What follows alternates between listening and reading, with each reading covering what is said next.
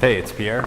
So I have been testing out a brand of shoe insert, mostly not because I really have needed it for my knees or anything, mostly because it's just sort of a whole area that I kind of want to learn a little bit about. So I heard about this from my friend Ed, the Spenco Polyzorb CrossTrainer. Best combination of shock absorption and energy return.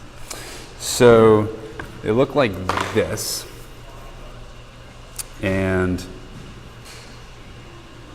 you can see I got them. I'm a size 11, and these come in 9 to 10 and 10 to 11. What was it? Oh, sorry, I'm a size 11 and a half, and that's what the problem is. So it's 10 to 11 and 12 to 13, so I wasn't sure which one to get. So since I didn't want it to be too small, I figured I could cut it down. I got the 12 to 13. They ended up being, I probably maybe should have gone with the lower sized one. You can see I sort of took some scissors to the outside, and I basically lined them up with my existing Salming insoles, which helpfully come out. And so I gave them a test. And they're quite thick. Here's this one, and here's the Salming. I mean, the Salming looks very thin by comparison, especially where my heel is, because I banged it into oblivion. It's a little thicker here. I don't know what to tell you, 1/8 of an inch, 1/4 inch? Probably not 1/4 inch, I don't even know, pretty thin. You can see this guy is pretty thick.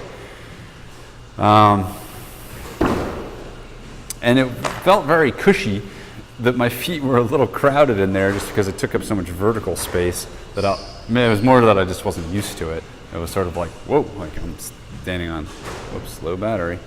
I definitely felt the thickness of it. It's a little bit less so at the toes. It was cushy, and I liked it. I like that about it.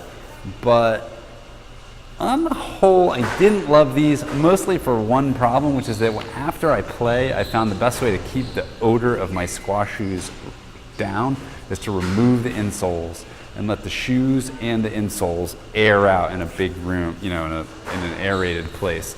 And that prevents them from being stinky. These, the problem is, they're a pain to put in. I'm gonna try to do it on camera, and I might have to just fast forward through this part.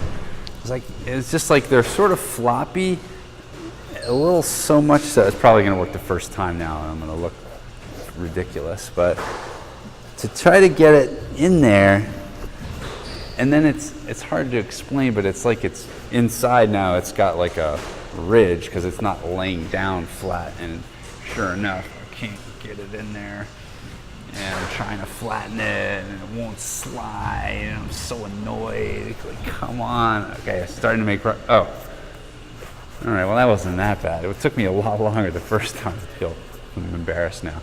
So, never mind. They're great.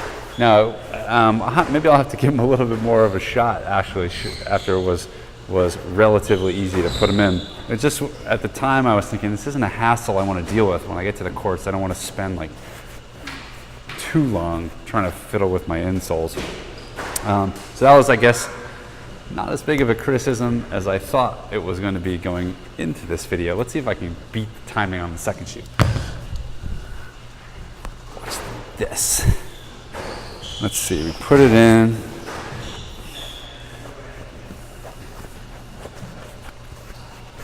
Oh geez, that one laid right down. Well, you know what? They're great. They're wonderful. The Spenco CrossTrainer Polyzorb. They're easier to put in than I thought. Now, for real though, they were annoying me, and actually when I went to pull them out, the first time I pulled them out, they kind of stuck. They came out obviously, but I was a little worried they were going to get permanently stuck, or not permanently, but kind of stick to the point where when you pull them out, there'd be some deterioration. So there you go. That's my criticism of these. They were comfortable when they were in. I just had a little bit of trouble getting them in and out. All right. Thanks a lot.